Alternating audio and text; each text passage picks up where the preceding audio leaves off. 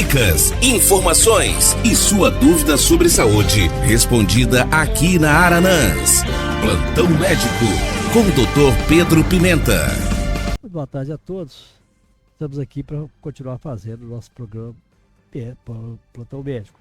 E nós falamos na semana passada sobre o desenvolvimento, da criança no primeiro ano de vida. Hoje nós vamos falar dos aspectos médicos da sexualidade. Isso é muito importante a gente falar sobre isso, sabe?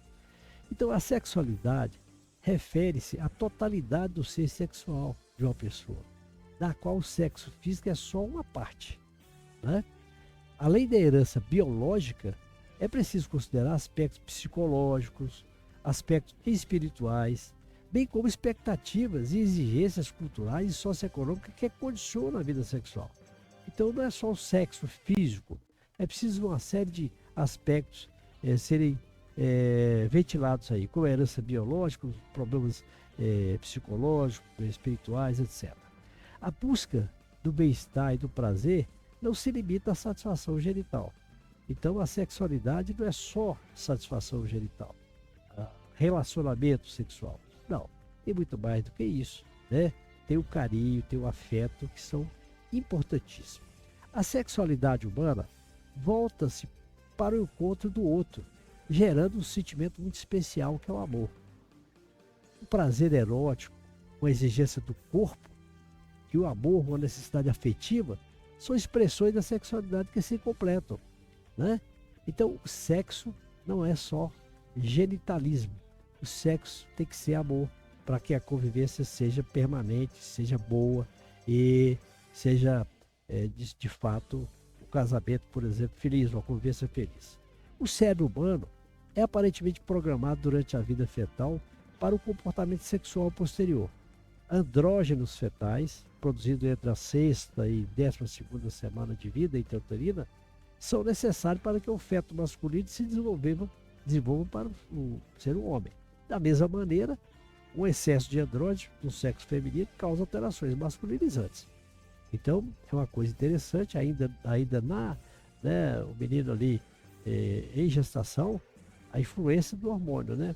O hormônio masculino, conforme o desequilíbrio que ele possa ter no sexo feminino, pode masculinizar, por exemplo, uma criança, né? Intraútero. Então, mas há o equilíbrio desses hormônios. Então, a criança, o homem nasce homem e a mulher nasce mulher, né? É o que ocorre. O sistema sexual desenvolve como uma parte tão integral do desenvolvimento da personalidade que a sexualidade e a personalidade ficam inseparavelmente interligados, né? A criança é ensinada pela família, pela escola, pela mídia e pela sociedade a se comportar de acordo com o sexo, né? As meninas são incentivadas a serem mais passivas, sensíveis, frágeis, independentes. Isso está mudando muito, mas de certa forma ainda é assim um pouco. A gente vê que a mulher está independente hoje, né? A mulher hoje concorre com os homens em empregos, em administrações públicas, né? Então a situação, a liberdade feminina mudou muito de uns tempos para cá. Mas os meninos são incentivados a ser fortes, valentes, independentes, né? E a gente sabe que os jovens precisam saber que se eles optarem por iniciar a vida sexual ativa precocemente, isso certamente dará grandes responsabilidades além do prazer. Quer dizer, o sexo irresponsável. O menino começa antes da hora. Está ali com 12 anos de idade, às vezes, ou às vezes menor do que isso, você entendeu? Já quer fazer sexo. Um menino desse não tem noção ainda da responsabilidade, você entendeu? De um ato desse, né? Não tem noção das doenças sexualmente transmissíveis, muitas vezes não tem, né? Então, é preciso que um ato sexual irresponsável, né, por um jovem que ainda não amadureceu o suficiente, certamente isso poderá trazer problemas para ele, né? Então, ele deve estar perfeitamente ciente das formas de contracepção. Quer dizer, o menino que vai ter, o casal que vai ter relação, ele tem que saber as formas de contracepção, como evitar filho, né? Como evitar, por exemplo, a AIDS e outras doenças sexualmente transmissíveis. e também a própria gravidez. Então, os jovens têm que saber da responsabilidade. Eles poderão adquirir doença sexualmente transmissível. A menina poderá ficar grávida. E se ocorrer a gravidez? O que faria? Abortaria? Ou teria um filho? Ambas as decisões possíveis envolvem consequências emocionais bastante graves, tanto para o casal adolescente quanto para as famílias envolvidas. É uma situação muito complicada. Uma menina, por exemplo, que a gente já viu aí na mídia, de 10 anos grávida, até de 9 anos já tem caso. Presta atenção numa situação dessa. Essa menina devia estar brincando ainda, brincando de boneca, sinceramente. Agora, aparece com a gravidez, pode uma coisa dessa? E se chegar a ter um filho, será que conseguirá criá-lo adequadamente? Um menino criando o outro? Pensou uma coisa dessa? Que coisa terrível. Como ficariam os planos para o futuro? Estudo, trabalho, relacionamento familiar, como que ficaria? Que coisa triste, né? E a gente vê esses casos. É próprio dos jovens aquele sentimento de onipotência. Eles acham que pode fazer tudo. Você entendeu? A liberdade, eles têm liberdade, eles são eles mesmos e fazem, acontece e tal. Isso os faz menosprezar o saber e o comportamento dos mais velhos. Às vezes não respeitam os mais velhos, né? Sai fazendo gozação ali com os mais velhos, o mundo mudou, a vida hoje é diferente, você já está gaga, não entende mais nada. Não há desrespeito. Eles acham-se impunes às dificuldades da vida. Acham que dificuldade para eles não existe, né? Não temendo assumir riscos e nem enfrentar desafios. Lógico que a pessoa tem que enfrentar desafios na vida, tem que assumir alguns riscos, mas com responsabilidade e não irresponsavelmente. Essa atitude torna os jovens menos cuidadosos consigo mesmo e, portanto, mais vulneráveis a situações de perigo. Isso é próprio dos jovens, querer arriscar. Quer arriscar.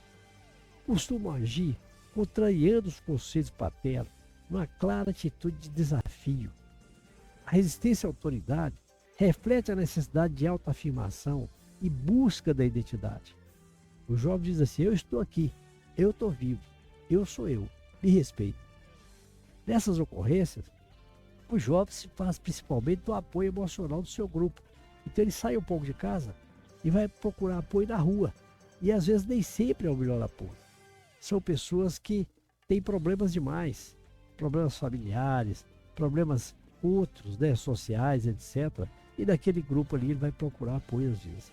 Ele se sente crescido bastante para dispensar a proteção da família, mas ainda não domina a nova esfera de atuação, o que em geral é motivo de insegurança.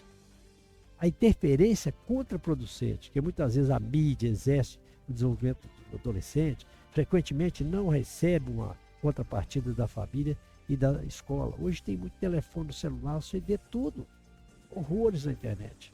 Tem muita coisa boa na internet? Tem, mas tem coisa demais ali, né? Se os pais não filtrarem, fica difícil. O desafio é ultrapassar qualitativamente as informações que vêm sem filtragem dos meios de comunicação. A família tem que saber de tudo, com quem que o jovem vive com quem, os amigos, etc. A visão negativa da sexualidade, ligando ao pecado e à vergonha, às doenças e à infelicidade, tem sido um dos principais obstáculos ao desenvolvimento harmonioso e prazeroso da vida sexual. Um equívoco que tem causado sérias dificuldades é a visão parcial da sexualidade, ligando unicamente à genitalidade, né? O afeto, as emoções, os sentimentos presentes nas relações de comunicação interpessoal são peça-chave no desenvolvimento de uma sexualidade saudável e positiva. Conhecendo seu próprio valor e suas limitações, o jovem pode assumir livremente seu papel sexual, consciente de sua própria dignidade e com respeito pelo outro. Os pais vivem permanentemente assustados pelo medo que seus filhos iniciam uma vida sexual precoce, especialmente no caso das filhas. A preocupação existe também com o homossexualismo.